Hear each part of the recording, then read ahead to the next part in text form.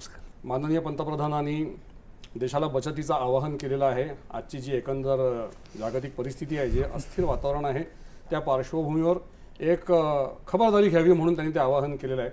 वास्तविक पाहता vocal for local म्हणा किंवा आत्मनिर्भर भारत म्हणा, याबाबत ते नेहमी सल्ले देत असतात आणि ते याचं सातत्यानं नेहमी उच्चारण ते करत असतात.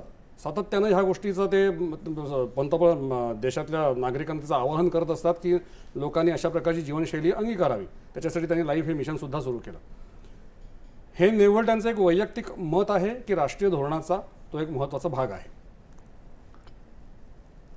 पंतप्रधानांना कोणत्याही व्यक्तिगत मत असं नसतं. जे काही ते म्हणतात ते पंतप्रधान या पदावरची व्यक्ती म्हणून सांगत असतात आणि त्याला राष्ट्रीय महत्त्व असतं त्या गोष्टीला.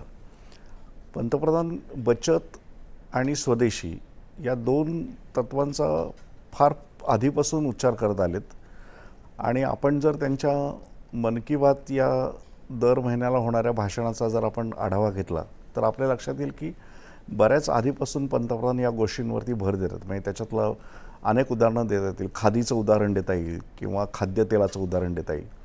आत्ताचा जो संदर्भ आहे तो आखाती युद्धाचा आहे आणि आखाती युद्धामुळे जी एक जागतिक परिस्थिती निर्माण झाली आहे त्या परिस्थितीच्या पार्श्वभूमीवरती पंतप्रधान भारतीयांना आता हे नव्याने स्वदेशीचा मंत्र देत आहेत आणि तो अनेक अर्थाने महत्त्वाचा आहे. तो आपल्या राष्ट्राच्या सुरक्षिततेच्या दृष्टीने सुद्धा महत्त्वाचा आहे, आपल्या आत्मनिर्भरतेच्या दृष्टीने महत्त्वाचा आहे, आपल्या आरोग्याच्या दृष्टीने महत्त्वाचा आहे, आपल्या पर्यावरणाच्या दृष्टीने महत्त्वाचा आहे, आपल्या आर्थिक समतोलाच्या दृष्टीने महत्त्वाचा आहे आणि आपल्या भारतीयांच्या एकूण आत्ता बदलत चाललेल्या आणि बिघडत चाललेल्या अशा जीवनशैलीला पुन्हा रुळावरती आणण्याच्या दृष्टीने सुद्धा महत्त्वाचं आहे. एका अर्थाने पंतप्रधानांनी आत्ता जे सांगितलं आहे ते ज्या पार्श्वभूमीवर सांगितलं आहे ते आखाती युद्ध हे सगळं सांगण्यासाठी एक इष्टापत्ती आहे की काय